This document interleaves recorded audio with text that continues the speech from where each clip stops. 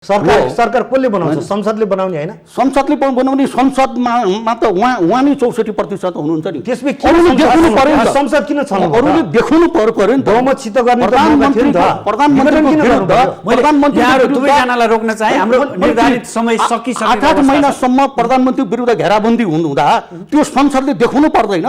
यो मत प्रधानमन्त्रीसँग छैन भने किन नदेखाएको? हरेक कुराको विकल्प त्यो समाधान संसदबाट गर्नुपर्छ।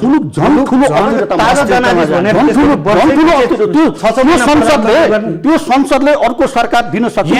परिस्थिति नै थिएन। यो अवस्थाको नजिकैको परिस्थितिलाई हामीले अहिले कल्पना गरेर हुन्छ। त्यसपछि परिस्थिति बन्ला, बेग्लै कुरो अहिले बन्यो होला, त्यो बेग्लै कुरो। त्यतिखेर त्यो स्थिति थिएन। कानुनको विद्यार्थी त होइन, तर सबै तर्फबाट चाहिँ हामी स्पष्ट भइसकेका छौँ कि यो विधि कानुन विपरीत छ। यो संविधानले तपाईको नदिएको अधिकार, हुँदै नभएको अधिकार प्रयोग गरेर संसद विघटन भएको छ। त्यसलाई टेकेर गएको छ। कुन चाहिँ संविधानको कुन विधिले चाहिँ प्रधानमन्त्रीलाई यो अधिकार छ, यो कि तपाईँ स्पष्ट पारिदिनुहोस् न त। पूर्व न्यायाधीशले सडकबाट होइन यो असंवैधानिक हो, यो संवैधानिक हो भनेर सडकबाट चिच्याएर घर घरबाट चिच्याउने पार्टी चाहिँ कानुनी राज्य हुन्छ। यो यसले कानुनलाई बलियो बनाउँछ भन्दैन नि। तपाईँकै कुरामा प्रश्न गर्न खोजेको, पूर्व न्यायाधीशहरूले जसरी तपाईँ कानुनको चाहिँ विद्यार्थी होइन, म पनि होइन, तर पूर्व न्यायाधीशहरूले कानुनको व्याख्या गर्दाखेरि के भन्नुभएका छन् भने यो जुन संविधान उहाँ जुन धारा उल्लेख गर्नुभयो 76 को धारा उल्लेख गर्नुभएको छ त्यसमा त्यो प्रावधान नै छैन। एउटा कुरा त्यो भयो। अर्को विषय चाहिँ अहिलेको चाहिँ अब सब जगजाहेर भइसक्यो 2 वर्षसम्ममा अविश्वासको प्रस्ताव ल्याउनै पाइन्न। अविश्वासको प्रस्ताव यदि ल्याउने हो भने 2 वर्ष चाहिन्छ। त्यसपछि फेरि 1 वर्षसम्म फेरि ल्याउन पाइन्न। यो चाहिँ बारम्बार विघटन हुने, यो चाहिँ सरकार मात्रै परिवर्तन हुने यो प्रक्रियालाई हेरेर विश्वमा चाहिँ विभिन्न किसिमको व्यवस्था छन्। विश्वतिर धेरै नजाउँ, यहीँ चाहिँ हाम्रो छिमेकमा दक्षिणतिर एउटा व्यवस्था छ, उत्तरतिर एउटा व्यवस्था छ। तर नेपालको मूल कुरा चाहिँ नेपालको संविधानमा के व्यवस्था छ त्योको विषय हो। प्रधानमन्त्री बन्नको लागि एका ठाउँमा बीका ठाउँमा सी प्रधानमन्त्री बन्नको लागि बाध्यकारी शब्द उहाँले बारम्बार बाध्यकारी भने के? उहाँले भोलि चाहिँ प्रधानमन्त्रीलाई बाध्य होला रे, मलाई अर्को यो शासन व्यवस्थै ठिक भएन भनिदिनु होला रे। के त्यो म्यान्डेट छ प्रधानमन्त्रीलाई? बाध्यकारी भने के? म्यान्डेट बुझेरै लोकतान्त्रिक अभ्यास, विश्वव्यापी संसदीय अभ्यासहरूको अध्ययन भएरै यो निर्णय भएको छ। यहाँहरूले ढुक्क के हुनुहोस् भने विश्वका ढुक्क चाहिँ के हुनुहोस् भने नेपालको संविधानमा त्यो छैन। मेरो कुरा के तपाईँलाई म राख्न चाहन्छु भने विनम्रतापूर्वक, म कानुनको ज्ञाता नि होइन, संवैधानिक विज्ञ पनि होइन, तर एउटा संसारभरिको अभ्यास के हो भने बहुमत प्राप्त पार्टीको दलको नेता, संसदीय दलको नेता यदि त्यो बहुमत कायम रहेकै स्थितिमा त्यो संसद उसको चाहिँ उसलाई हटाउन पनि सक्दैन, उसँग बहुमत कायम छ है, गर्नु पर्यो नि त अभ्यास। त्यो नगर्ने दलभित्र पनि दलबाटै सुरु गर्ने हो नि त। त्यो दलको नेता परिवर्तन गरेरै संसदको अभ्यास सुरु गर्ने होला नि त। यो सबै कुरामा त्यहाँ प्रवेश गर्न नचाहने अनि गरेर उसलाई चाहिँ तपाईँको के भनेदेखि अवरोध सिर्जना गर्ने, रुलिङ पार्टीको अर्का नेताहरूले अवरोध सिर्जना गर्ने, अनि यत्रो जनताको जिम्मेवारी लिएर होइन म मुलुकमा शान्ति दिन्छु, म मुलुकमा चाहिँ समृद्धि दिन्छु, मुलुकको हित र कल्याणको निम्ति, यो राष्ट्रको अस्मिता जोगाउनको निम्ति, यो राष्ट्रको चाहिँ शिर उच्च बनाउनको निम्ति म यसरी लाग्छु भनेर हिँडिरहेको प्रधानमन्त्रीलाई होइन अनेक खाले चाहिँ व्यवधानहरू सिर्जना गरेर त्यहाँ चाहिँ काम गर्न नदिने परिस्थिति भएपछि नै वास्तवमा मध्यावधि चुनाव भनेकै बहुमत पार्टी मध्यावधि चुनावमा जाने भनेको आन्तरिक कारणले नै हो, बाह्य कारणले होइन।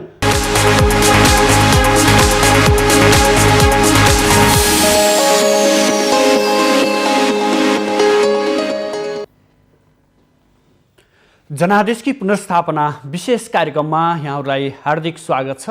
म सुदर्शन आचार्य। दर्शकवृन्द, प्रतिनिधि सभा विघटनपछि नेपाली राजनीतिमा देखिएको अन्योलता, आगामी वैशाखको 17 र 27 गते तय भएको मध्यावधि निर्वाचनको मिति, नेकपाभित्रको अन्तर्विरोध र प्रधानमन्त्री केपी शर्मा ओलीका अभिव्यक्ति लगायत नेकपा भित्रैबाट एक छुट्टै समूहको रूपमा रहेको दाहाल नेपाल समूहको सडक सङ्घर्षदेखि लिएर प्रमुख प्रतिपक्षी दल नेपाली काङ्ग्रेस, त्यसभित्र पनि दुई समूह, एक समूह सर्वोच्चको निर्णयको पर्खाइमा, अर्को समूह होइन विरुद्ध नै जानुपर्छ, सडक सङ्घर्षमै जानुपर्छ भन्ने रोजाइमा आज हामी समग्र यो व्यवस्थाका कुरा गर्नेछौँ। यसमा नेकपाका आन्तरिक कुरा पनि गर्नेछौँ, काङ्ग्रेसका आन्तरिक कुरा पनि गर्नेछौँ र समसामयिक राजनीति र आगामी कार्यदिशा के हुन्छ भन्ने विषयमा पनि छलफल र बहस गर्नेछौँ। यसको लागि आज हाम्रो स्टुडियोमा अतिथिको रूपमा नेकपा नेता सरेश नेपाल, त्यस्तै गरी काङ्ग्रेस नेता राजु श्रेष्ठ हुनुहुन्छ। यहाँहरू दुवैजनालाई एकमुष्ट रूपमा स्वागत छ। धन्यवाद। सुरुमा म सरेशज्यूसँग जोडिन चाहेँ। प्रधानमन्त्रीले के कति कारणले प्रतिनिधि सभा विघटन गर्नुभयो, उहाँ आफैले विभिन्न सार्वजनिक कार्यक्रममा भनिरहनु भएको छ। यो विचारहरू, प्रधानमन्त्रीका विचार आउँदै गर्दा तपाईँ ठ्याक्क एउटा नेकपा पार्टीप्रति आस्थावान भएर लामो समयसम्म नेकपाप्रति नै क्रियाशील भएर बसिरहेको मान्छेले यसलाई कसरी विश्लेषण गर्नुभएको छ? सुदर्शनजी, यो मध्यावधि निर्वाचन प्रधानमन्त्रीले जसरी घोषणा गर्नुभयो त्यो एउटा बाध्यकारी कदम थियो। त्यो बाध्यकारी परिस्थिति कसरी सुरु भयो भने नेकपा तत्कालीन दुईटा ठुला कम्युनिस्ट पार्टीहरू मिलेर बनेको र पार्टी एकीकरणको सबै प्रक्रिया नटुङ्गेको, दुई अध्यक्ष भएर काम चलाउको रूपमा त्यो पार्टीको आन्तरिक एकता एकीकरणकै प्रक्रियामा गुज्रिरहेको स्थितिमा विवादहरू, गम्भीर प्रकृतिका विवादहरू यसरी सिर्जना भए, गरियो राजनीतिक रूपमा र प्रधानमन्त्रीलाई काम गर्न नसक्ने परिस्थिति सिर्जना भयो। काम गर्न नसक्ने परिस्थिति, एउटा सरकार जसले देशका यावत चुनौतीहरूको सामना गर्नुपर्छ, जनताले लामो राजनीतिक सङ्घर्षबाट स्थिरता चाहेका थिए, लोकतन्त्रको सुदृढीकरण चाहेका थिए, नयाँ संविधानको कार्यान्वयन चाहेका थिए, समृद्ध मुलुक चाहेका थिए, सुखी नेपालीको सपनाको उनीहरूले अपेक्षा गरेका थिए।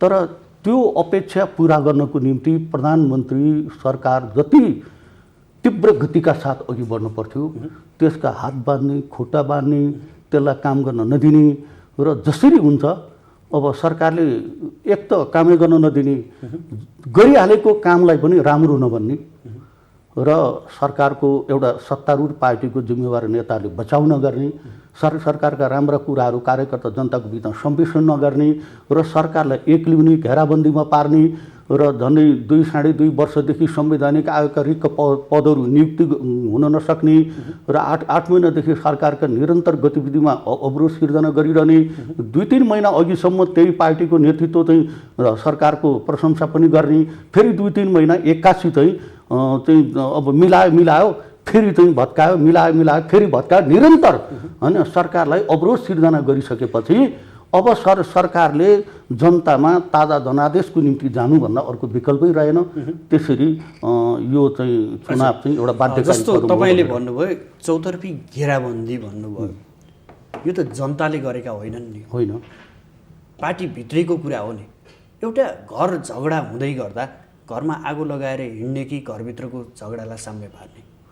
घर अलि बेग्लै परिस्थितिमा थियो। यो कुरा ख्याल गर्नुपर्छ कि समकालीन नेपाली कम्युनिस्ट आन्दोलनको दुईटा नेतृत्व हामीसँग थियो, एउटा स्थिरताको प्रतीक, एउटा अस्थिरताको प्रतीक। हुन त चुनाव घोषणा हुने शक्ति चाहिँ त्यसको नेतृत्व चाहिँ अस्थिरता हो कि भन्ने मान्छेले त्यस्तो आकलन गर्न सक्छ। तर सत्य कुरा के हो भने विगत दिनदेखि नै हाम्रा पार्टीका अर्का अध्यक्ष प्रचण्ड निरन्तर मुलुकको अस्थिरताको खेतीमा रमाउँदै आउनुभयो। उहाँ चाहिँ कहिले यो सङ्घीयताको ढाँचै मलाई मन परेको छैन भने संविधान जारी भइसक्दा नि उहाँ चाहिँ अनेक खाले चाहिँ प्रायोजित होइन विभिन्न चाहिँ पदहरूको बारेमा चाहिँ बाँडफाँड गर्दै हिँड्ने र पार्टीको पहिलो नम्बरको अध्यक्षलाई अलग्याएर होइन आफ्नो निवासमा विभिन्न गुटगत बैठकहरू गर्ने र आफ्ना कार्यकर्ताहरूलाई पनि निरन्तर यसरी यो ढङ्गले अघि बढिरहेको स्थितिमा चाहिँ यो अस्थिरताको प्रतिनिधित्व अस्थिर चिन्तनको प्रतिनिधित्व प्रचण्ड कमरेडले गर्नुभयो होइन यसले नै घर झगडा सिर्जना गर्यो। प्रधानमन्त्री बहालवाला प्रधानमन्त्रीले निरन्तर उहाँले यस्तो आरोप लगाउनु भयो त्यो शत्रुतापूर्ण थियो, त्यो अत्यन्तै गैरजिम्मेवारी आरोप थियो। त्यो आरोप सचिवालयमा पुष्टि नगर्दै त्यहाँ छलफल नहुँदै उहाँले पार्टीको लोगो पार्टीको छाप प्रयोग गरेर गाउँ गाउँलाई बाँड्नुभयो। त्योभन्दा अस्थिरता त दुनियाँमा अर्को कोही पनि हुँदैन। यो विषय म तपाईँसँग फेरि खोदल्ने प्रयास गर्नेछु। यतिखेर म राजुजीसँग जोडिन चाहेँ।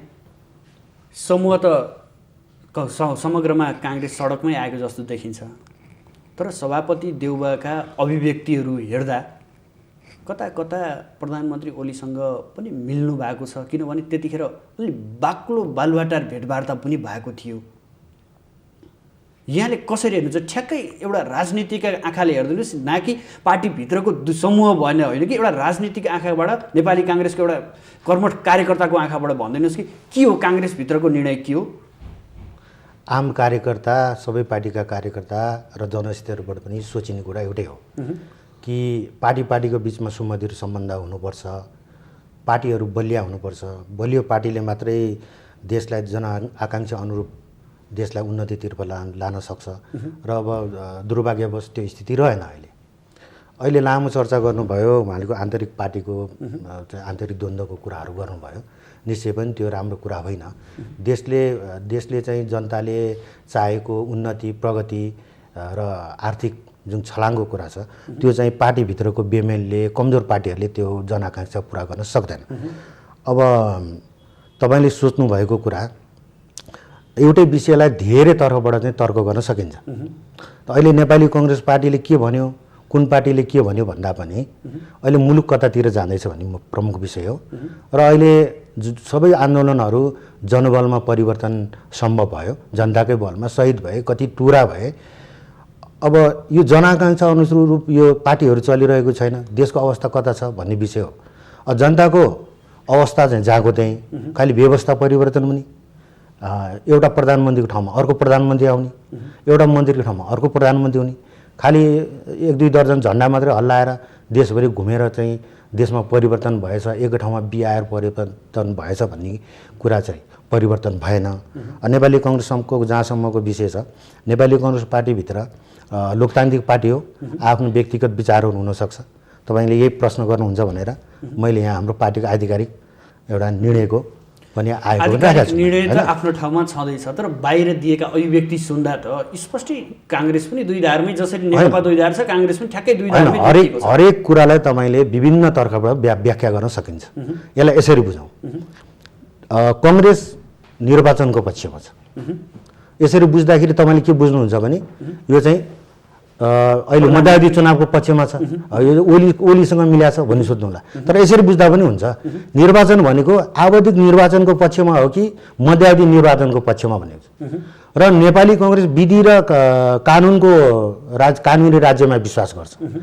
सर्वोच्च अदालत स्वतन्त्र निकाय हो र अदालतको निर्णय पर्खिने, अदालतले गरेको निर्णयलाई सम्मान गर्ने, अदालतले यदि संसद विघटन गर्नु ठिक छ भनेर व्याख्या गर्यो भने मध्यावधि चुनावको चाहिँ निर्वाचनको तयारी गर्छौँ।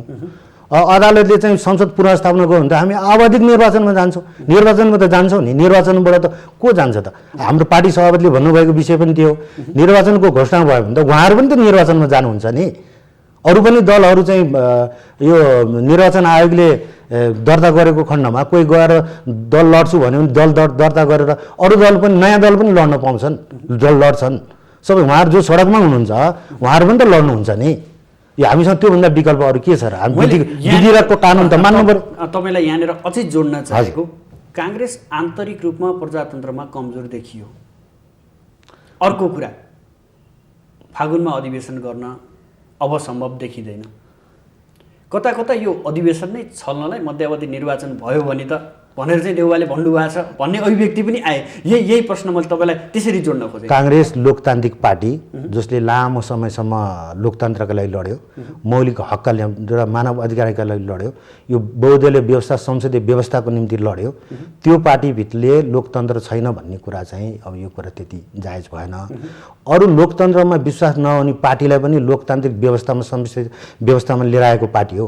हिजो जङ्गलमा बसेर 70,000 मान्छे मारेर यो हत्या लुटपाटमा रमाउने पार्टी जो चाहिँ जसको कम्युनिस्ट सिद्धान्त त के छ भने त्यसको सत्ता भन्ने कुरा बन्दुकको नालबाट निक्लिन्छ भन्ने विश्वास गर्ने र लेनिन माओवाद मार्क्सवाद जो पनि पार्टी चाहिँ यो कम्युनिस्ट पार्टीका लिडरहरू हुनुहुन्छ जसले यो सिद्धान्त प्रतिपादन गर्नुभयो, उहाँहरूले चाहिँ के भन्नुहुन्छ भने संसद भनेको खसीको टाउको देखाएर कुकुरको मासु बेच्ने गफ गर्ने गफाडीको अखडा हो भनेर उहाँहरूको स्कुलिङ सुरु भएको।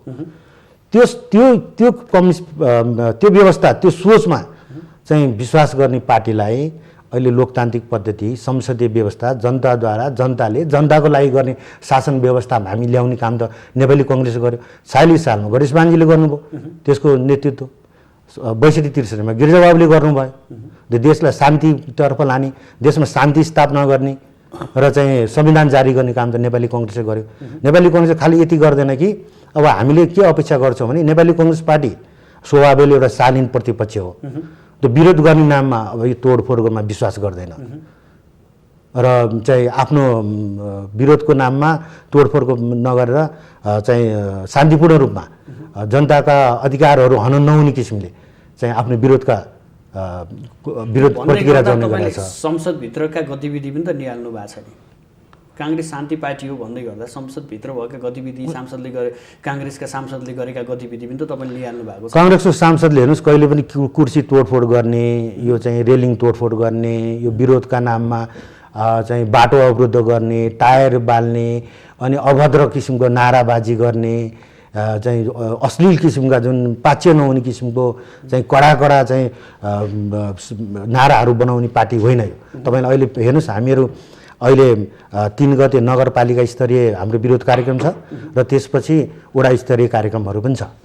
यो सबै कार्यक्रमलाई हेर्नुहोस् कहीँ पनि टायर बाल्ने अभद्र किसिमको नारा जुलुस गर्ने छैन। यो त अब अहिले संविधान गैर संवैधानिक कदमको चाहिँ विरोध गरेका छौँ, संसद पुनर्स्थापनाको पक्षमा छौँ। छोडिदिनुहोस्, अब आउनुहोस्, प्रधानमन्त्रीको यो कदम कसरी हेर्नुहुन्छ? त्यसपछि प्रधानमन्त्रीको कदम मैले कसरी हेर्ने भन्दा पनि नेपाली कङ्ग्रेस पार्टी विधि र कानुनी राज्यमा विश्वास गर्छ, स्वतन्त्र न्यायालयको पक्षमा छ।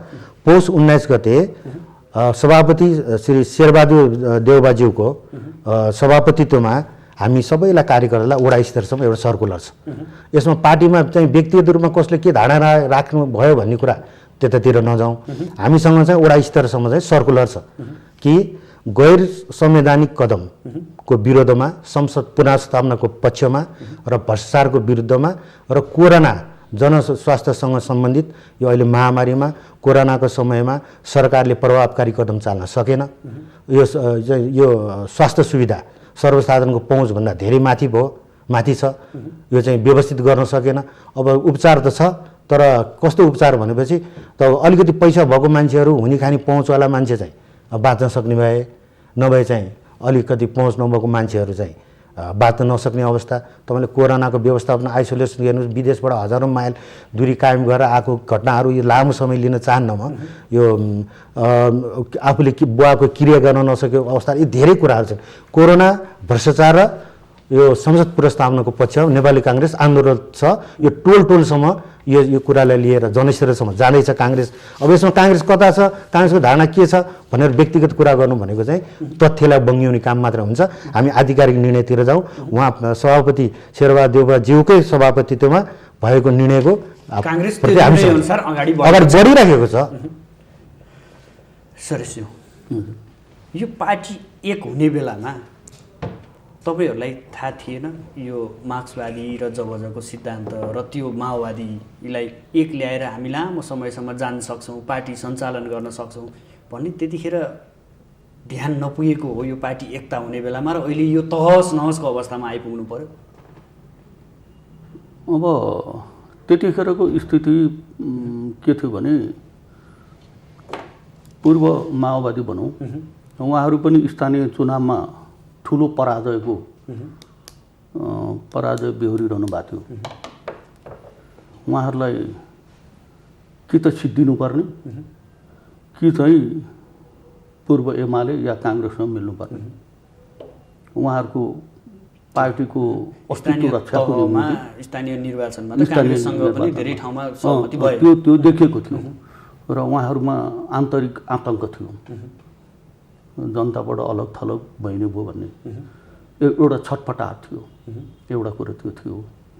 अर्कोतिर पूर्व एमाले यो संविधान जारी गर्न, कार्यान्वयन गर्न अत्यन्तै ठुलो भूमिका निर्वाह गर्नुपर्छ भन्ने जिम्मेदारी बोध थियो र 2/3 बहुमत ल्याएर मुलुकमा स्थिरता दिनको निम्ति र विकास निर्माणको गतिलाई तीव्र बनाउनको निम्ति वामपन्थी शक्तिहरू मिलाएर लिएर जानुपर्छ। पूर्व माओवादीमा देखिएका पहिला हिंसात्मक सोचहरू, अलिकति उग्र वामपन्थ भड्काउहरू, यो कुराहरू सुधार हुँदै आएका छन्, सच्चिँदै आएका छन्। शान्तिपूर्ण प्रतिस्पर्धालाई उहाँहरूले विश्वास गर्दै आउनुभएको छ। केही चुनाव त लडिसक्नुभयो भने उहाँहरूलाई सच्याउन सकिन्छ, सुधार्न सकिन्छ भन्ने एउटा विश्वासले सही बाटोमा ल्याउन सकिन्छ कि भन्ने विश्वास यो एकीकरण गरियो। तर दुर्भाग्य उहाँहरूका उग्र वामपन्थ भड्काउ त केही सचिए, तर अस्थिर चिन्तन चाहिँ सचिएन।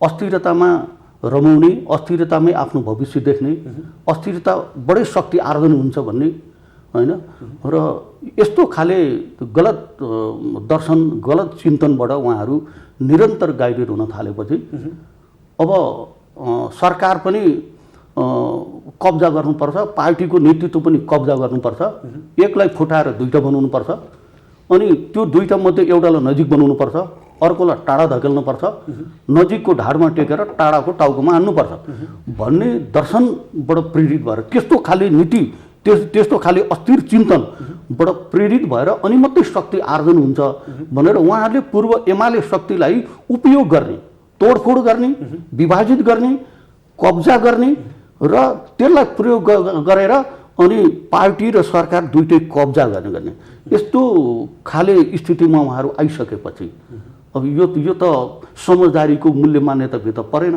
यो त पार्टी एकीकरणको मूल भावना, मूल स्पिरिट त बोकिएन।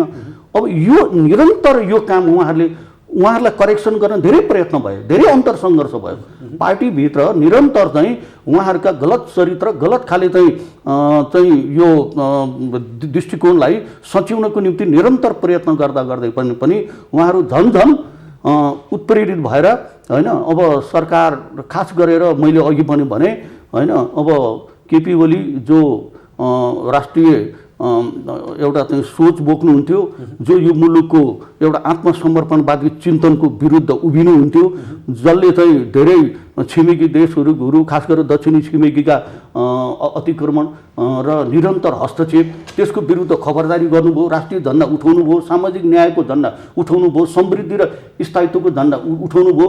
त्यही माथि चाहिँ बढी प्रहार भयो। त्यही माथि त्यो स्थिरता विरुद्ध त्यो अस्थिर चिन्तनले बढी प्रहार गर्यो र जसले गर्दाखेरि यो दुर्घटना भएको हो। जसले पार्टी मिलाइदियो उसैले नै पार्टी टुक्राइदियो अथवा पार्टी विभाजित गरिदियो भन्ने आशंका पनि पैदा गरिरहेको छ नि। के देख्नुहुन्छ यहाँ? मिलाउने होइन, त्यो मिलाउन त देखिहाल्नुभयो नि। जब पार्टीभित्र यो अहिले मध्यावधिलाई ज्यादा चर्चा गरिएको छ, मध्यावधि त परिणाम हो नि, समस्या मूल ज्वरो त पार्टी विभाजन हो नि। पार्टी विभाजन यदि चुनाव घोषणा नभएको भए हुन सक्थ्यो के त भन्दा नेकपाको संसदीय दल फुट्थ्यो, 6 महिनामा फेरिने, 9 महिनामा फेरिने अस्थिर सरकार बन्थे, संविधान कार्यान्वयन गर्न गाह्रो हुन्थ्यो, सङ्घीयता विवादमा पर्थ्यो, हुँदा तपाईँको पहाड र मधेसका विवादहरू थपिन्थे। अहिलेसम्म हिंसात्मक जुन शक्तिहरू जुन ओझेलमा परिरहेका थिए होइन, तितर भइरहेका थिए, उनीहरू नयाँ ढङ्गले अस्थिरताको बिचमा सङ्गठित हुन्थे र उनीहरूले नयाँ समस्याहरू सिर्जना गर्थे।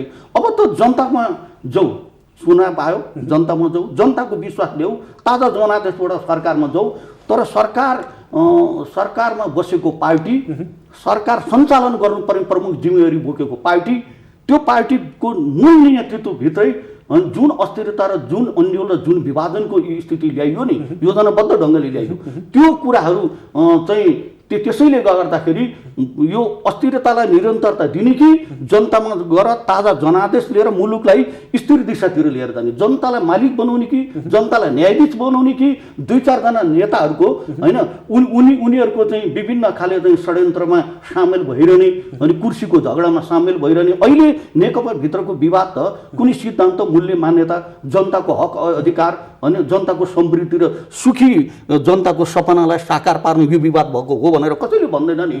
हुन पनि होइन, खालि के भने राष्ट्रपति को हुने, प्रधानमन्त्री को हुने होइन, पार्टीको कसलाई अध्यक्ष हटाएर महाधिवेशनबाट चुनेको अध्यक्षलाई हटाएर महाधिवेशनमा हारेको अध्यक्ष चाहिँ हुनु सिद्धान्त भन्दा जुवाको लडाईँ देखियो। यस्तो खाले अराजकता, यो चिन्तनै अराजक हो क्या। सिस्टममा जो अराजक चिन्तन राख्छ नि हाम्रो देशमा, उही चाहिँ पद्धतिको कुरा गर्छ, उही चाहिँ के भनेदेखि लोकतान्त्रिक विधि र प्रणालीका कुरा गर्छ। जनताले पत्याउनु पर्यो नि, हामी जस्ता कार्यकर्ताले पत्याउनु पर्यो नि। जसले जेल मेल यो पार्टी निर्माणमा ग्रामीण क्षेत्रका उकाली ओह्राली डाँडा काँडा सारा चाहेर पार्टी बनाउन हामी लागेका छैनौँ, हामीले हेरिरहेका छैनौँ को नेता अनि के गर्दैछ, को नेतामा नैतिकता छ, को नेतामा चाहिँ एउटा चाहिँ मुलुक बनाउने भावना प्रबल छ, को नेता चाहिँ अस्थिर छ, को चाहिँ यो मुलुकलाई चाहिँ बर्बादको दिशातिर लिएर जान खोज्दैछ, हामी बुझिरहेका छौँ नि। मैले ठ्याक्कै यहाँ मेरो रोकेर मैले तपाईँलाई एउटा जिज्ञासा राख्न चाहेँ। माधव नेपाल र झलनाथ खनालको भूमिका के देख्नुभयो उसो भए? उहाँहरू चाहिँ अस्थिर भन्ने भन्दा पनि पद र यो शक्ति को आसक्ति असाध्यै धेरै देखियो। अहिले सारा नेपालीहरूले देखिरहेछन्। यो नेकपाका कार्यकर्ताले मात्रै होइन, देशभक्त लोकतन्त्रका पक्षधर सबैले होइन, हामीले निर्माण गरेका नेताहरू, हामीले सङ्गठनमा होइन अब एकदम शीर्षस्थ तहमा लामो समयसम्म बोकेर हिँड्या हो काममै बोकेर हिँडेका नेताहरू हुन्। तर यी नेताहरूमा होइन संसदीय दलको चुनाव हारेको छ तर दलको नेता बन्न परेको छ, महाधिवेशन हारेको छ अध्यक्ष बन्न परेको छ, दुई ठाउँबाट चुनाव हारेको छ, हारेको अवधिभित्रै प्रधानमन्त्री बन्न पर्यो। जस्तोसुकै षड्यन्त्र गरेर खुराफात गरेर उचाल्ने पछार्ने सारा षड्यन्त्रका खेलहरू खेलेर होइन प्रधानमन्त्री पनि हारेकै बेला बन्नुपर्छ, पार्टी अध्यक्ष नै हारेकै बेला बन्नुपर्छ, दलको नेता पनि त्यहाँ पराजित भएकै बेलामा नि गर्ने षड्यन्त्र हुन्छ। अनि संसदीय दलको नेता फेर्ने त पार्टीको निर्णयबाट फेर्ने होला नि, दलभित्रको अभ्यासबाट फेर्ने होला नि, लोकतान्त्रिक मूल्य मान्यता त्यस्तो होला नि। तर उहाँहरू त के गर्नुहुन्छ भने आफ्नो दलको मा चाहिँ अविश्वासको प्रस्ताव दर्ता नगरेर संसद भवनमा लगेर अविश्वासको प्रस्ताव दर्ता गर्नु, योभन्दा अराजकता के हुन्छ, योभन्दा अस्थिरताको खेती के हुन्छ? यस्तो प्रवृत्तिलाई रोकेर राखेर होइन, यो त हेर्नुहोस् नेपाली काङ्ग्रेसको निम्ति पनि होइन, लोकतन्त्रलाई विश्वास गर्ने जुनसुकै राजनीतिक शक्तिको निम्ति पनि नेकपाभित्र सरकारलाई कमजोर पार्ने जुन खाले अघि मैले घेराबन्दी भने जुन खाले अनैतिक हरकतहरू भए, अप्रजातान्त्रिक अलोकतान्त्रिक होइन नैतिक मूल्य मान्यताबाट चुप जुन हरकतहरू भए, त्यो त संसारकै लोकतन्त्रमा होइन यो अनौठो होइन, यो एकदमै के भनेदेखि घृणित होइन, एकदमै निष्ठा के अरे चाहिँ पुरै निरन्तर चाहिँ होइन यसलाई चाहिँ अस्वीकार गर्नुपर्ने। जसरी हुन्छ प्रधानमन्त्री केपी शर्मा ओलीलाई असफल बनाउन चाहिँ नेताहरू पार्टीभित्रैबाट लाग्नु भयो हो, भोट माग्न, स्थिरताको निम्ति माग्ने होइन, स्थिरता र सफल सरकार, सुरक्षित बहुमतको सरकार, दुईटै बहुमतको सरकार बनाउनको निम्ति पार्टी एकीकरण गर्ने होइन। एकीकरण गरेकै बेला तपाईँलाई म एउटा कुरा भनौँ, एकीकरण दुईटा एमाले र त्यतिखेरको माओवादी बिचमा जुन वाम गठबन्धन बनाएर लोकतान्त्रिक वाम जे भन्नुहोस् त्यो गठबन्धन बनाएर चुनाव एउटै प्यानलबाट लडियो। उहाँ त नयाँ सरकार बनाउन प्रचण्ड कमरेड त कहिले पनि हतार गर्नुहुन्न। उहाँ त भित्रभित्र काङ्ग्रेससँग मिलेर अरू शक्तिसँग मिलेर मधेस केन्द्रीय शक्तिहरूसँग मिलेर आफ्नै प्रधानमन्त्री बन्ने खेतीमा त लगाइसक्नु भएको थियो नि। त्यतिखेरै लगाइसक्नु भएको थियो। त्यो अस्थिरताको पराकाष्ठ त्यहाँबाट सुरु भइसकेको थियो। त्यतिखेर खबरदारी किन भएन त? खबरदारी भएर उहाँलाई ब्याक गराएर पछि यो स्थिति बल्ल बल्ल चाहिँ यो स्थितिमा ल्याइयो। अनि त्यसपछि पनि उहाँ सरकार विरोधी कहिले चाहिँ अब जब केपी ओली चीनसँगको व्यापार पारवहन सम्बन्धको सन्धि गर्नुहुन्छ, जब उहाँ चाहिँ नागरिकता सम्बन्धी होइन विधेयकको बारेमा एउटा ऐन संशोधनको कुरा गर्नुहुन्छ, जब उहाँ चाहिँ यो चाहिँ सूची नक्सा भन्नुहुन्छ हामी कालापानी लिम्पियाधुरा लिपुलेखको नक्सा चाहिँ संविधानबाट त्यत्रो चाहिँ मतबाट चाहिँ संशोधन गरेर त्यसलाई चाहिँ अनुसूची परिवर्तन गर्ने तहमा होइन उहाँ पुग्नुहुन्छ, त्यतिखेरै उहाँलाई बढी आक्रमण भइरहेको छ क्या। यो अस्थिरता एकातिर केही नेताहरूको कुर्सी प्राप्त गर्ने भोग, उहाँहरूको कुर्सीमा जसरी भए नि जानु पर्छ भन्ने अत्यन्तै पदलोलुपताको पराकाष्ठ होइन, कुर्सी मोह होइन, एकातिर यो चरित्र छ, अर्कोतिर बाहिर केही शक्ति छन् जो नेपालमा होइन यो दुईटै कुराबाट यो परिणाम निस्केको छ। यो चाहिँ हामीलाई लाग्छ, हामी त चाहन्छौँ मुलुक स्थिर दिशातिर जाओस्, मुलुक समृद्ध दिशातिर जाओस्, अनि 5 वर्ष सरकारलाई शासन गर्ने जुन म्यान्डेट थियो त्यो उसले पुरा गर्न पाओस् भन्ने थियो, तर त्यो नदिने पार्टीभित्रका अर्का थरी नेताहरूको हरकतले यो सबै सिर्जना भएको। हजुर राजेशज्यू, उहाँले पार्टीकै आन्तरिक कारणै खोदलिरहनु भएको छ, आन्तरिक कारणै बताइरहनु भएको छ। काङ्ग्रेसले वर्तमान सरकारलाई खासै विरोध गरेन, यो जगजाहेर नै छ, बाहिर स्पष्ट छ, सहयोगै गरे जस्तो देखियो। यो पछिल्लो नेकपाको आन्तरिक विवादलाई कसरी हेर्ने? पहिलो कुरा त अहिले लामो तपाईँहरूको संवाद सुनेपछि के लाग्यो भने अहिलेसम्मको चर्चा त खालि पार्टीभित्रको विवादको विषय मात्रै भयो, पार्टीभित्रको असन्तुष्टि मात्रै भयो। त्यो कुरा पार्टीभित्रको आन्तरिक कलालाई लिएर, आन्तरिक व्यवस्थापनको कुरा लिएर, भागभण्डाको कुरा नमिलेको कारणले त्यस्तो सङ्घीय लोकतान्त्रिक गणतन्त्र व्यवस्था मात्रै नै माथि नै आँच आउने गरी, संविधानमाथि नै आँच आउने गरी, यत्रो उपलब्धि मात्रै प्रश्न चिन्ह आउने गरी, प्रतिक्रान्तिको खतरा उब्जाउने गरी यो जुन अवस्था आयो, त्यो अवस्था चाहिँ उहाँहरूको पार्टीको आन्तरिक कलह मात्रै भएन, त्यसमा मात्रै सीमित भयो। यो त अब उहाँले मैले भन्नुपर्ने कुरा सबै उहाँ सुरेश दाइले भन्नुभयो कि हाम्रो यो गरे त्यो गरे। उहाँहरूको त अझ के छन्, एमाले र माले पहिला पार्टी फुट्दाखेरि जुन पार्टी फुटेपछि चाहिँ खुलै रूपमा चाहिँ एक आपसमा आरोप लाउने कुरा, यो सब कुरा प्रतिपक्ष नै नचाहिने। नेपाली काङ्ग्रेस पार्टी लोकतान्त्रिक पार्टी हो, अब खालि विरोध गरेको र अभद्र चर्का नाराहरू लगाएर तोडफोड गरेर मात्रै त्यो विरोध हुने होइन। हामीले वडा स्तरमा चाहिँ हामीले त लोकतान्त्रिक ढङ्गले विरोध गर्ने हो नि, लोकतान्त्रिक मूल्य मान्यतालाई चाहिँ उल्लङ्घन नगरेर शान्तिपूर्ण रूपमा जुलिसमा जाने हामीले विरोध कार्यक्रम गर्ने हो। योभन्दा अगाडिको कार्यक्रमहरूमा जस्तो तपाईँले सङ्केत गर्नुभएको छ, यो व्यवस्था नै परिवर्तन, व्यवस्थालाई नै धज्जी उडाउने काम, गणतन्त्र नै धराप पार्ने काम पो हो कि भनेर तपाईँले शङ्का गर्दै हो नि। हेर्नुहोस्, पटक पटक गरेर उहाँहरूको नेतृत्वमा संविधान जारी हुन सकेन। सुशील कोइराला ज्यूको नेतृत्वमा, उहाँको नेतृत्वमा संविधान जारी भयो। संविधान सभाको माग गर्ने, संविधान सभाबाट संविधान जारी गर्न नसक्ने प्रक्रियाबाट धेरै लामो समयसम्म गुज्रियो। त्यस अवस्थामा नेपाली काङ्ग्रेस पार्टीको समयमा हाम्रो अधिवेशन समेत हुन सकेन। त्यसबाट निकास आइसकेपछि अब संविधान जारी भयो भन्ने कुरा एउटा निकास, देशले निकास पायो भन्ने भयो। त्यसपछि तिनै तहको निर्वाचनहरू सम्पन्न भयो, देश एउटा सही ट्र्याकमा गयो भन्ने भयो। त्यसपछि अर्को एउटा चाहिँ पार्टी, दुईवटा पार्टी मिलेर झन्डै 2/3 बहुमत लिएर, तर हामी प्रतिपक्ष लगायत आम जनतामा के भयो भने अब देश चाहिँ स्थिरतातर्फ गयो कि अब पटक पटक विघटन हुने, यो भागभण्डाको सरकार गठन हुने, विघटन हुने, यो प्रक्रियाबाट हामी निक्ल्यौँ। अब चाहिँ स्थिरतातर्फ जान्छ, देशले एउटा फड्को मार्छ भन्ने विश्वासमा गयो। त्यसको बिचमा पार्टीको आन्तरिक चाहिँ विवाद भयो, पार्टीको आन्तरिक भागभण्डा मिलेन भन्ने नाममा देशलाई नै अस्थिरतातर्फ लाने, पाएको उपलब्धिमाथि मात्रै आँच आउने कार्य उहाँले एउटा जिम्मेवार पार्टीलाई सुहाउने कुरा त भएन।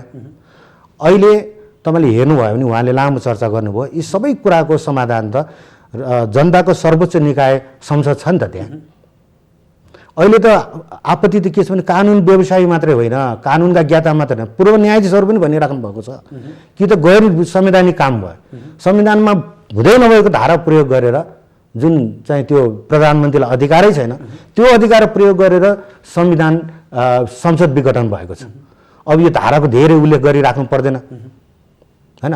धारा 76 को 1 देखि 7 सम्मको मध्यमा पनि 4 ले के भन्छ भने एउटा संसदमा एकजनाले मात्रै पनि म यो संसद चाहिँ बहुमत सिद्ध गर्छु भन्यो भने उसले चाहिँ मौका पाउँछ 4 सम्म पनि। त्यसपछि 1 महिनासम्ममा चाहिँ उसले सरकार गठन गर्यो, ऊ चाहिँ आफ्नो बहुमत सिद्ध गर्न सकेन यदि भने बल्ल चाहिँ अर्को प्रक्रिया सुरु हुन्छ भनेको छ। यहाँ चाहिँ अविश्वासको प्रस्तावको लाई छल्ने नाममा, पार्टीभित्रको विवादको कुराको नाममा प्रधानमन्त्रीले त्यो सामना गर्नु पर्थ्यो। तपाईँ कृष्णप्रसाद भट्टराईजीलाई सम्झिनु न, धेरै कुराहरू हामीले उदाहरण के लिन्छौँ भने नराम्रा भएका घटनाहरूको मात्रै उदाहरण लिन्छौँ। योभन्दा अगाडि पनि संसद विघटन भयो, तर त्यो संविधानमा चाहिँ व्यवस्था थियो, प्रधानमन्त्रीको विशेष अधिकार थियो। त्यति बेला पनि कतिपय ठाउँमा चाहिँ संसदलाई अविश्वासको प्रस्ताव छल्ने नाममा चाहिँ विघटन भएको छ।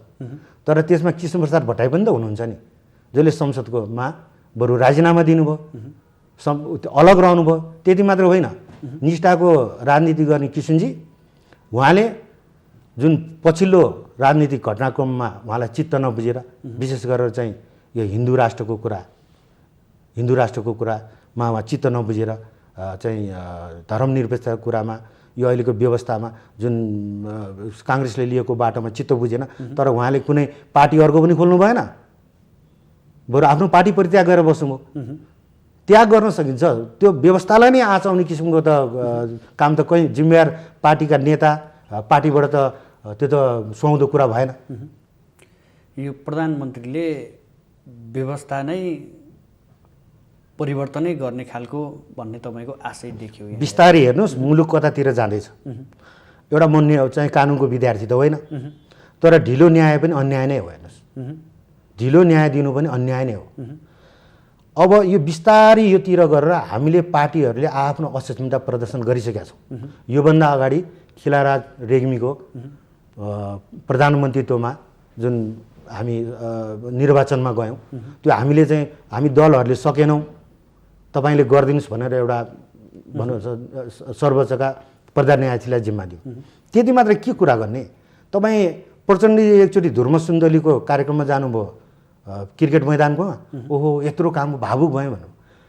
एउटा स्थापित हास्य कलाकारले बनाउन सक्ने एउटा स्टेडियम पनि उहाँबाट चाहिँ भावुक हुनुपर्ने बेला आयो। हामीले गरेको परिवर्तनहरू चाहिँ राजनीतिक परिवर्तन चाहिँ गर्न सक्ने, त्यसलाई कार्यान्वयन गर्ने र प्राप्त उपलब्धिलाई जोगाउने काममा त हामी जहिले पनि असफल भएको छौँ। अहिलेको परिस्थिति हेर्नु होला, अब एउटा कर्मचारीले को वाहवाही हुने, अनि त्यसपछि राजनीतिक पार्टी र नेता भन्यो भने जसले पनि अनुहार खुम्चाउनु पर्ने। यही प्रसङ्गमा म तपाईँसँग जोडिन चाहिरहेको थिएँ। यो नेपालका राजनीतिज्ञहरू असली राजनीतिज्ञ हुन सकेनन् भन्ने प्रश्न पनि उठिरहेछ। किन, कहाँ चुक्दैछौँ हामी? हेर्नु, राजनीति भनेको सेवा हो। गणेश मानजीले एकचोटि भन्नुभएको थियो, राजनीतिमा लाग्ने मान्छेहरू जो राजनीति गर्नुहुन्छ उहाँ निर्वासमा जीवनभर निर्वासमा बस्न पनि तयार, फाँसीमा लड्किन पनि तयार, छातीमा गोली थाप्न पनि तयार, तैपनि मान्छे नचिन्दो रहेछ। मान्छे चिन्नलाई त एकचोटि मन्त्री बनाइदिनु पर्ने रहेछ, अनि मात्रै टेस्ट हुँदा त मान्छे चिन्दो रहेछ भनेर भन्नुभयो। अब यो हाम्रा यस्तै गतिविधिले प्रतिकान्ति मात्रै होइन, जनतामा वितृष्णा उत्पन्न भएपछि के हुन्छ परिस्थिति? राजनीतिक पार्टी जो चाहिँ राजनीति सेवा भनेर लाग्ने हो नि, राजनीति कुनै पेसा होइन। पेसाको रूपमा आफ्नो जेसुकै कुरा चाहिँ सिद्धान्त महान कुरा गर्ने, घोषणापत्र पनि असाध्यै राम्रो हुने, अनि त्यसपछि आफ्नो व्यक्तिगत स्वार्थ, व्यक्तिगत लाभ, आफ्नो परिवार, आसेपासेको आफ्नो पार्टीको लाभको कुरा मात्रै मनमा लिएर महान कुरा गरेर त नहुँदो रहेछ। त्यसै कारणले यदि राजनीतिलाई चाहिँ हामीले अलिकति सम्मानजनक रूपमा चाहिँ लियोस्, आफूले लागेको क्षेत्र त्यो सम्मानित होस् भने हामीले पनि गर्नु पर्यो। एउटा कुरा भन्छु, हाम्रो नेपालमा के छ परम्परा भनेपछि आफूले बसेको पदमा आफ्नो व्यक्तित्वको कारणले, आफ्नो चाहिँ त्यसप्रतिको निष्ठाको कारणले त्यो पद लाभान्वित हुनुपर्ने हो। तर उल्टो छ यहाँ, खालि त्यो पदबाट चाहिँ आफू र आफ्नो परिवार पार्टी आसेपासे मात्रै लाभान्वित हुने चाहिँ यो जुन प्रक्रिया छ त्यसले पनि यो राजनीतिलाई चाहिँ अलिकति तपाईँको गालीको विषय बनाएको छ। हजुर सरजी, अब उहाँले भने जस्तो कुरा हेर्ने हो भने अब यो के हुन्छ भन्ने झन् अन्यलता पो थपिदिनु भयो त प्रधानमन्त्रीले, यो व्यवस्थामाथि नै अन्यलता थपिदिनु भयो भनेर उहाँले भन्दै हुनुहुन्छ। साँच्चै प्रधानमन्त्री झन् अन्यलता थप्नु भएको हो? मलाई त त्यस्तो लाग्दैन, हामी त्यस्तो ठान्दैनौँ। किनभने चुनावमा जानु, ताजा जनादेश लिनु चाहिँ अन्यल हो, त्यो चाहिँ बर्बाद हो, त्यो लोकतन्त्र विरोधी हो। त्यस्तो त संसारमा लोकतन्त्रको पक्षधरहरू अविश्वासको मतको सामना चाहिँ किन गर्न नसके प्रधानमन्त्रीले? होइन, अविश्वासको प्रस्तावको कुरै आएन।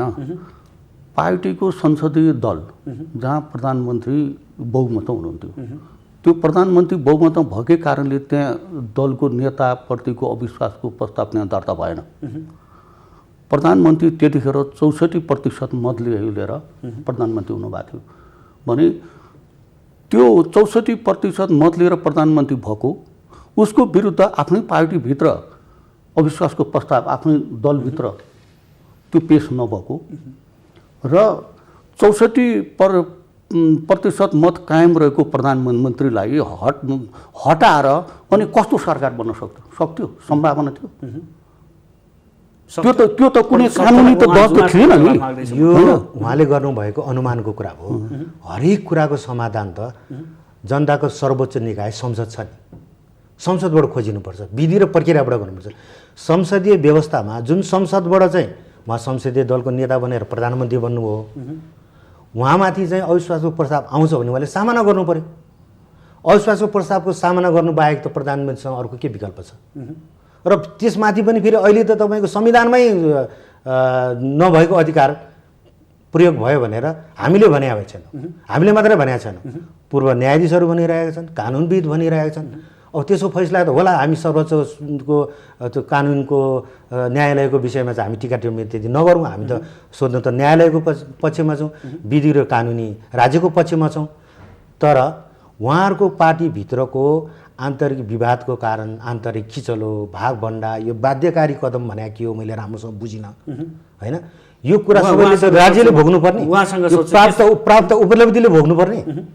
तपाईँहरूको चाहिँ दुईजना नेताको झगडाको कुरा राज्यले किन भोग्नुपर्ने? एकचोटि सम्झिनुहोस् त, त्यो मुकेश कायस त अहिले पनि पहिला बालक हुनुहुन्थ्यो, अहिले उहाँ वयस्क हुनुभएको छ, तपाईँ घर बनेपामा हुनुहुन्छ। छायादेवी पराजुलीलाई सम्झिनुहोस् एकचोटि, वृद्ध शरीर लिएर जहिले पनि आन्दोलनको अगाडि पनि हुनुहुन्थ्यो।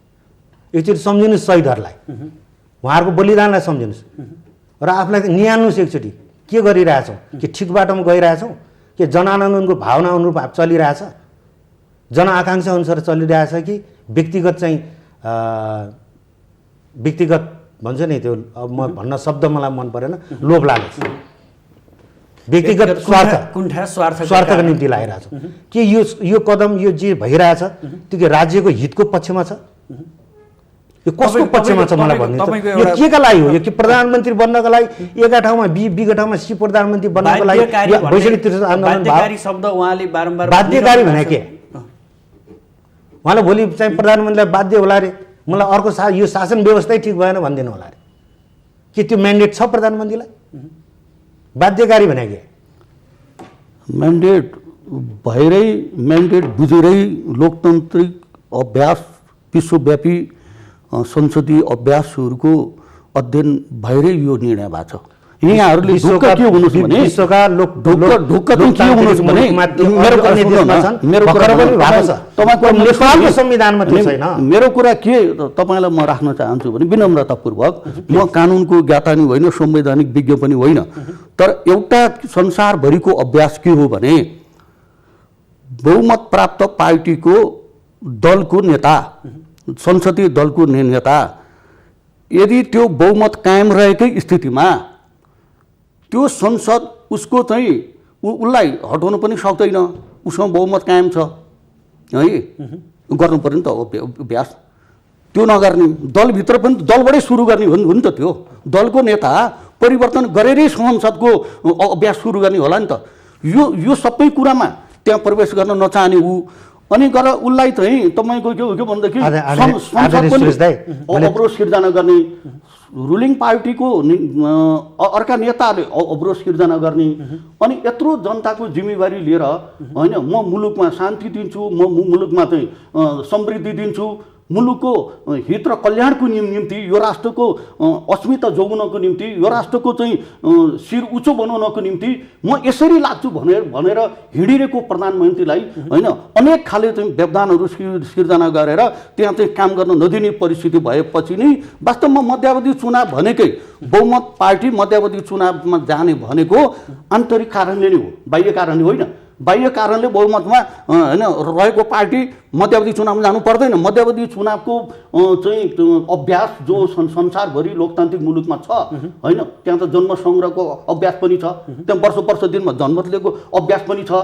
होइन। चुनावमा जाने कुरा नै चुनाव विरोधी चिन्तन होइन, जनतामा जान किन डराउने, जनताको ताजा जनादेश लिने किन डराउने होइन। संविधान ठिक छ, अदालतमा बहस चलिरहेछ होइन, चाहे पूर्व न्यायाधीश हुन् चाहे के हुन्, उनीहरूले जे कुरा भनिरहेका छन् होइन।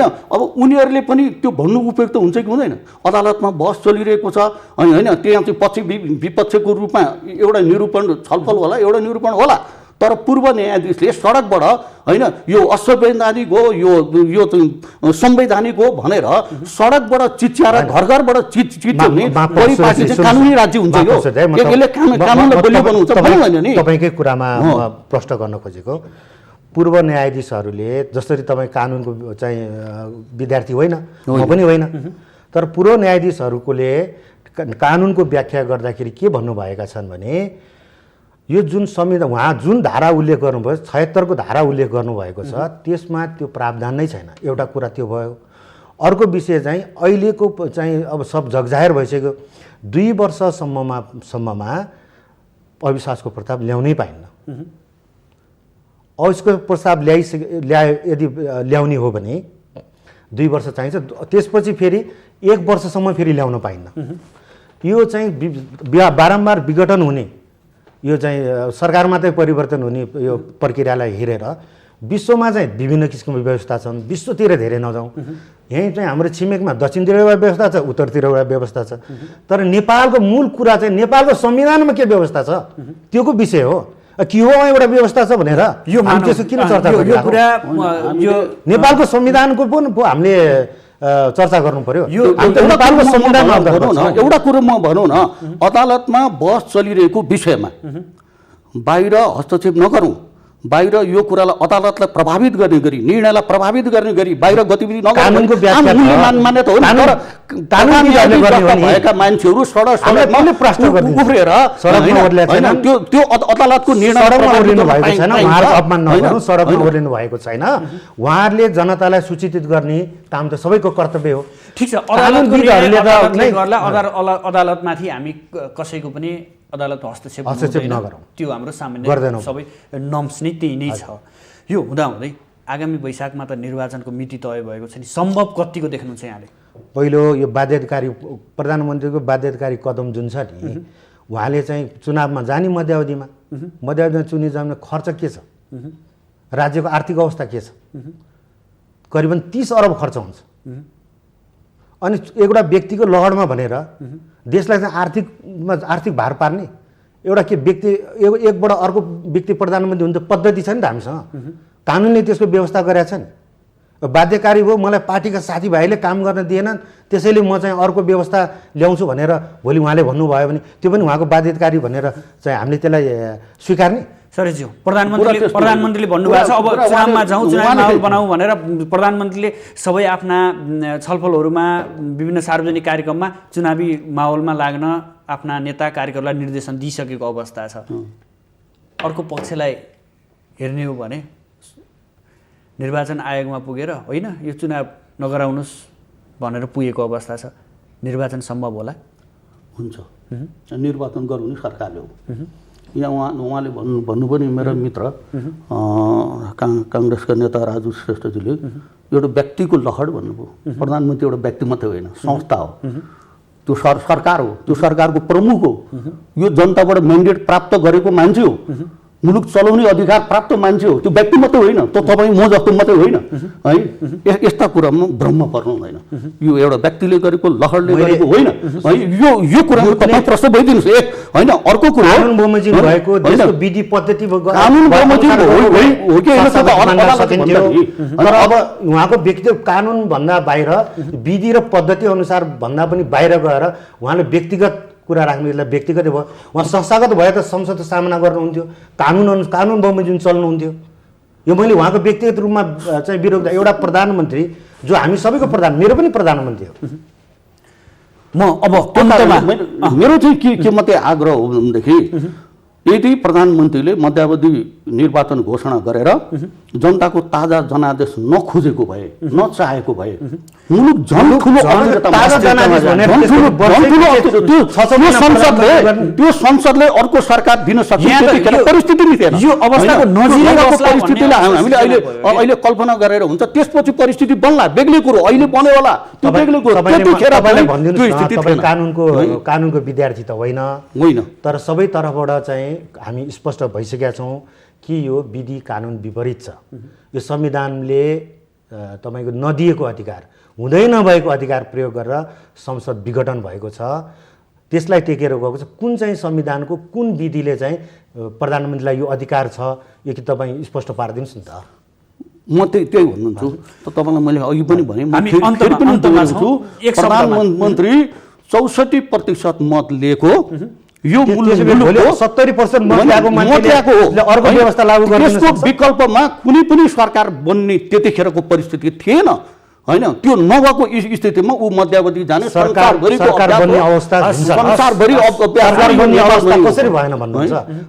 सरकार कसले बनाउँछ? संसदले बनाउने होइन? संसदले बनाउने, संसदमा त उहाँ नै 64% हुनुहुन्छ नि। त्यसमा संसद किन छ? अरूले देखाउनु पर्यो नि। बहुमत सिद्ध गर्ने दुवैजनालाई रोक्न चाहे। हाम्रो निर्धारित समय सकिसक्यो। 8 महिनासम्म प्रधानमन्त्री विरुद्ध घेराबन्दी हुँदा त्यो संसदले देखाउनु पर्दैन? यो मत प्रधानमन्त्रीसँग छैन भने किन नदेखाएको? हरेक कुराको विकल्प त्यो समाधान संसदबाट गर्नुपर्छ। उहाँबाट 64% थियो भन्दा संसदको सामना गर्नुपर्छ। अन्तमा आइपुगेका छौँ। यहाँहरूको महत्त्वपूर्ण समय र महत्त्वपूर्ण विचारका लागि यहाँहरू दुवैलाई विशेष धन्यवाद। धन्यवाद तपाईँलाई पनि धेरै धेरै धन्यवाद। दर्शकबिन, आज हामी नेकपाका जुन प्रधानमन्त्री केपी शर्मा ओली र उहाँले प्रतिनिधि सभा विघटन गरिसकेपछि देखिएको यो पछिल्लो राजनीतिक अवस्था, यसमा स्वयं नेकपाभित्रको किचलो र प्रमुख प्रतिपक्षी दलको भूमिका के रहन्छ र आगामी वैशाखमा निर्वाचन कति सम्भव छ र देश कता जाँदैछ भन्ने विषयमा केन्द्रित रहेर आजको बहस सञ्चालन गर्यो। यो बहसका लागि नेकपा नेता सरेश नेपाल र त्यसै गरी नेपाली काङ्ग्रेसका नेता राजु श्रेष्ठ हाम्रो स्टुडियोमा आएर आफ्ना विचारहरू, अभिव्यक्तिहरू राखिदिनु भयो। भोलि पुनः नयाँ विषयवस्तुका साथ उपस्थित हुनेछौँ। आजलाई भने बिदा दिनुहोस्। नमस्ते।